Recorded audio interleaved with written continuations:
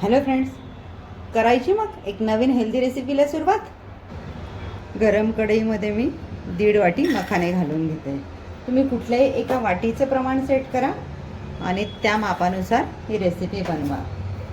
वाटीचं प्रमाण सांगण्याचं कारण हेच की प्रत्येकाकडे मेजरिंग कप असतीलच असं नाही.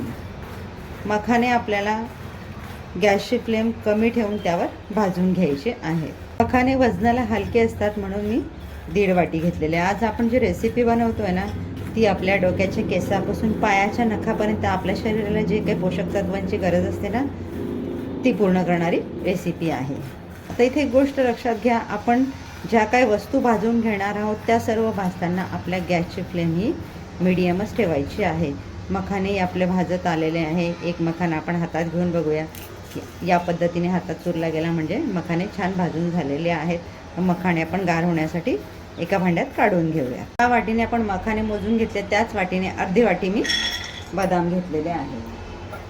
बदामही आपल्याला मंद गॅसवर छान परतून घ्यायचे. आता आजच्या रेसिपीमध्ये आपण जे काही पदार्थ वापरतो त्या प्रत्येकाचे जर गुणधर्म मी सांगत बसते तर आपला व्हिडिओ इतका मोठा होईल ना, तुम्ही सगळे कंटाळाल.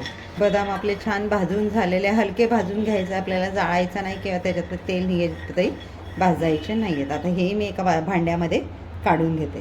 पुढचा पदार्थ आहे पाववाटी काजू.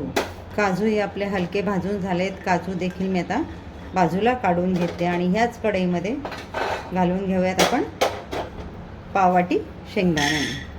आज आपण बनवतोय एक पावडर, तीही हेल्दी यासाठी की आपण त्यामध्ये ज्या काही वस्तू किंवा पदार्थ वापरले आहेत ना, त्यातून आपल्या शरीराला मिळणारे vitamin, protein, calcium, fibre, iron, magnesium, omega 3 fatty acid सगळं आपल्याला ह्या एकाच पावडरमधून मिळणार आहे. म्हणून आपण त्याला हेल्दी पावडर म्हटलं.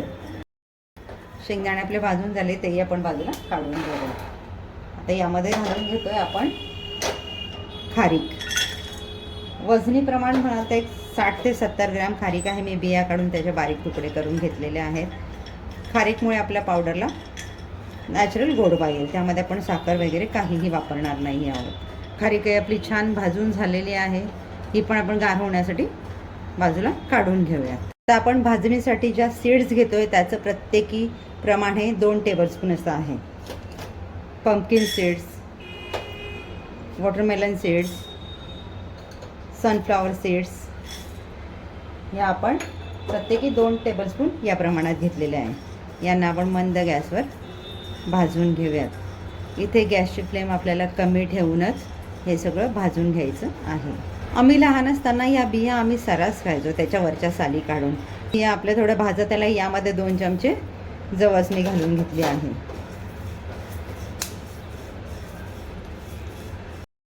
आता यामध्ये घालून घेते 2 चम्मच चिया सीड्स.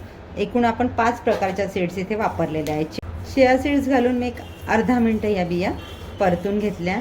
आता याला आपण गार होण्यासाठी भांड्यामध्ये काढून घेऊयात.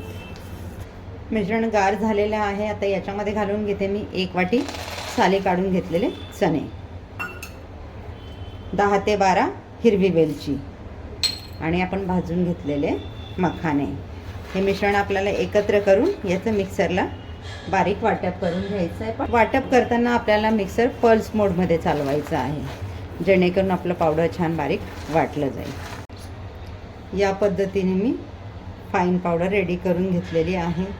ती एका भांड्यामध्ये काढून घेते आणि उर्वरित सर्व मी ह्याच पद्धतीने वाटप करून घेते.